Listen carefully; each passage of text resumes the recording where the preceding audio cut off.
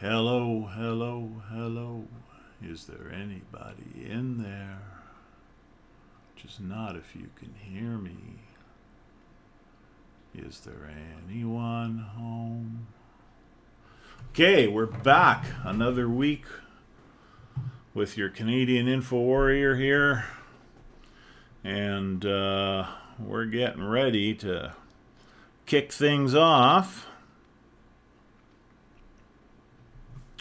So, for those who want to see it,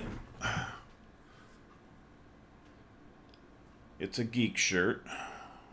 When in doubt, try another hole. I can attest to the validity of that. I have, on occasion, tried another hole, and it worked out really well. Anyway, something that occurred to me last night while I was driving. What has happened to people that there's so much vitriol and anger in people? How do I put this? Back in the day, when you did something wrong, people would give you the benefit of the doubt. They'd give you the opportunity to own up to it and to apologize. And you would say, hey, yeah, I screwed up. Sorry about that. And you'd move on. Especially here in Canada, where, people will argue for a half an hour about who's going through the door first. No, after you. Oh, no, after you. I insist after you. So, but nowadays, you do something wrong, and people just automatically assume that you meant to, and therefore you're an asshole, and they get mad at you and call you names and everything else. And I just don't understand that, because that's not the way things were when I was being raised. As an example, what triggered this line of thought was I was coming up to an intersection.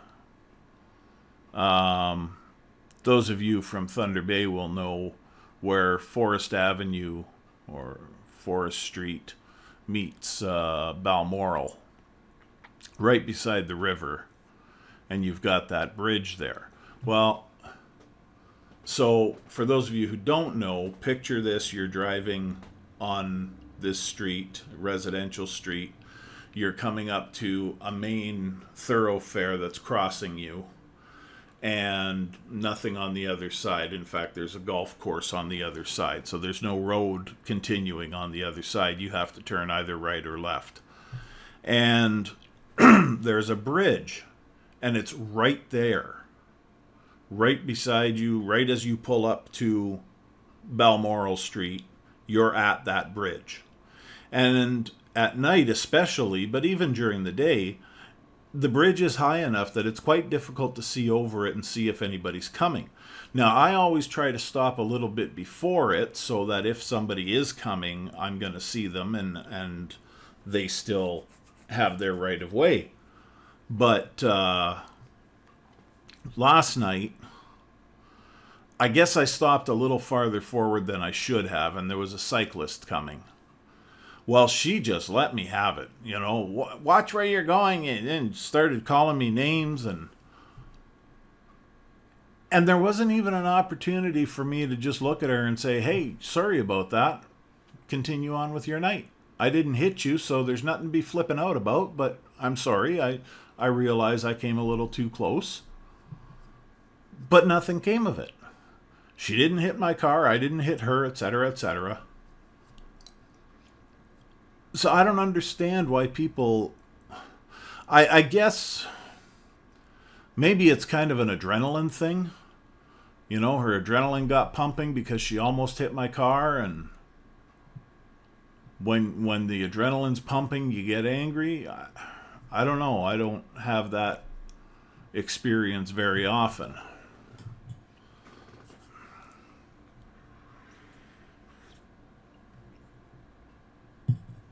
But it just struck me how quick she was to anger. I mean, I've been in the situation she was in.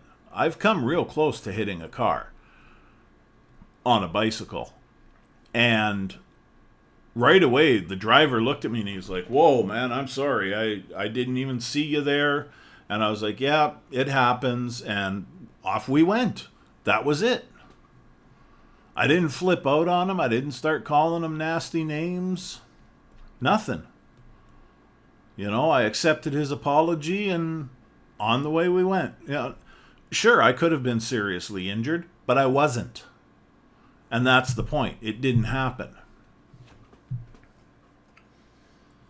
Now, if I'd been seriously injured, I would have been more angry with him.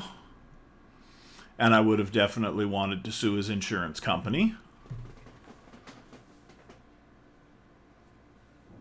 But I wasn't injured. So everything was fine.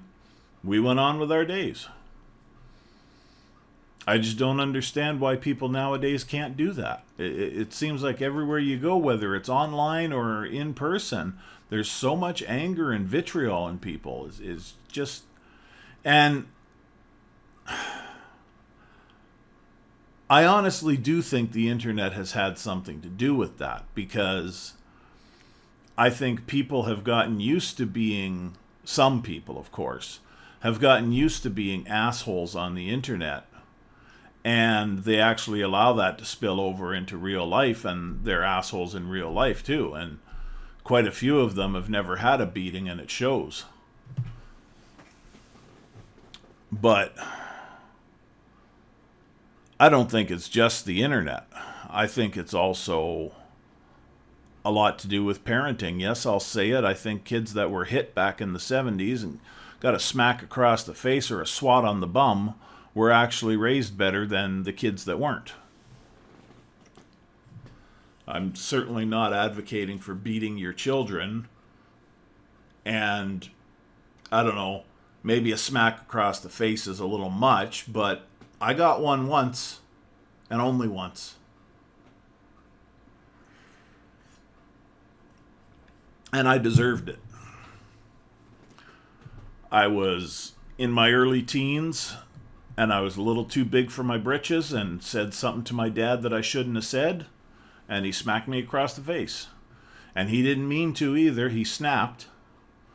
And right away, he was angry with himself, and he stormed out of the house.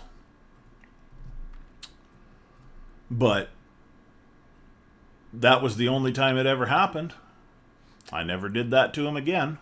And two reasons for it. Number one, I didn't want him to hit me again. Number two is also I didn't want him to hit me again, but the reasons why are different. Number one, I didn't want him to hit me again out of a sense of self-preservation. I didn't want to feel the sting of that slap.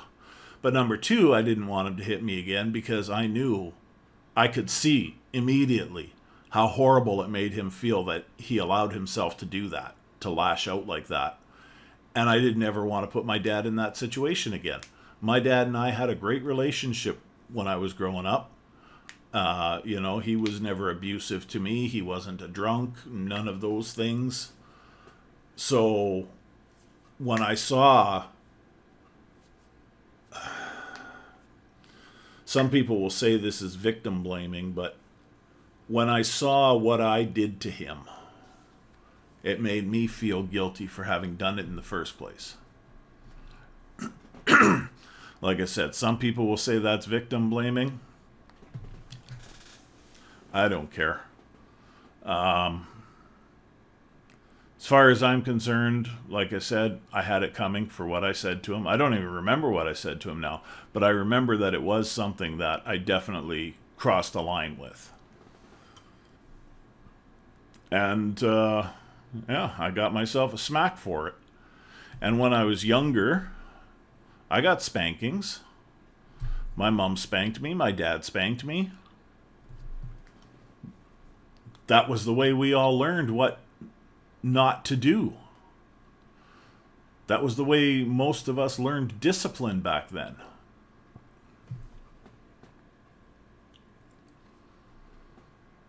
Again, I'm not condoning beating your children. I'm not even condoning that slap across the face that I got. I think that probably is a little excessive to smack your kid across the face. But what's wrong with a good judicious spanking every now and then? I'll tell you, there's a lot of kids these days that need it. There's a lot of adults these days that need it. Oh, I got an email notification. Is it one of you? One of you people commenting on one of my videos? Is that what it is? Nah. Nothing so exciting. Although it would be nice. I get a notification whenever Gary comments on my videos. And Gary comments on every video. I'm not asking, well, I am asking you to comment on every video. That's the whole point of it. Every time I put up a video, you need to like it, you need to comment, you need to subscribe. And every now and then, it would be nice if you would share it with people you know. People whom you know will take it in the right context and enjoy it.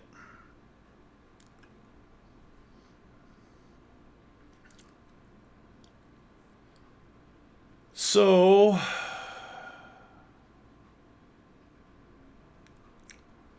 I don't know, man. Like I said, it just seems like people are so full of anger, and there are a lot of people who, as I also said, haven't had a spanking and could certainly use one even at their current age.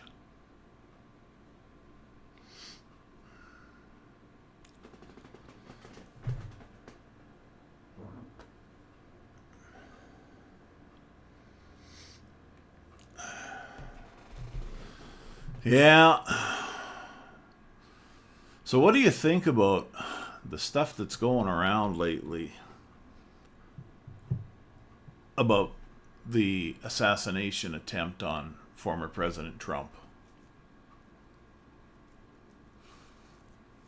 Apparently, there's a lot of talk about how the FBI and the Secret Service failed.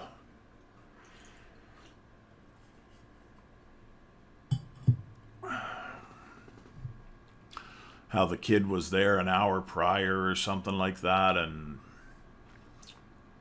had contact with the local police, but they didn't detain him or anything like that. But then there's also a lot of people saying that the whole thing is a psyop.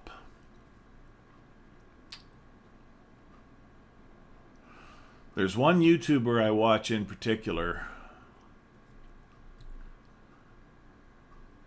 I'm not going to bother naming the channel.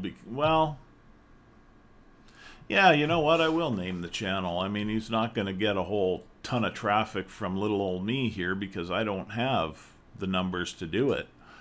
But the channel is Off Grid with Doug and Stacy. And they have a website, offgridwithdougandstacy.com. He's on X as well, Off Grid with Doug or something like that. Off Grid Doug, I can't remember his X handle. But he's of the belief that it's all a psyop. And I watch his videos, and he puts the dots, he connects the dots for you, and it's kind of hard not to believe it when he connects those dots, because he's been right about many other things. He's like almost the Alex Jones of the Midwest. And I will say that on this channel. Alex Jones was right. About what? About fucking near everything. Anyway, Doug is a fan of Alex Jones. He's also a fan of Ted Nugent, which I am as well. Not just for his music, but also for some of his political opinions. Ted's a little crazy in some ways, but Uncle Ted is a good watch. So there's that. If you want to check it out and see what I'm talking about the Trump being a psyop, it's in the latest live stream that they released. I think they released it on Monday. It's about an hour and a half long. And it's a really good watch. Most of their videos are a really good watch, I think. They're not all about right-wing conspiracy stuff. It's actually, their channel is about homesteading. They live in Missouri in a log cabin, off-grid completely. They poop in buckets. They drink rainwater. And so you might say they're sort of survivalist nuts. But I wouldn't describe Doug as right-wing either, because Doug and Stacey, they believe that the whole thing is a psyop. They don't believe either Republican or Democrat on anything, really. Doug believes that, and Stacey believes that it's a uniparty. And like George Carlin said, it's a big club and we ain't in it. Anyway, we're getting kind of long in the tooth here on this video, so I think I'm going to step back here and shut her down. So, God's willing and Daffy Duck willing, we'll see you here next week. Might see you tomorrow, might see you Saturday, who knows. But next Thursday for sure. All right, ciao for now, folks.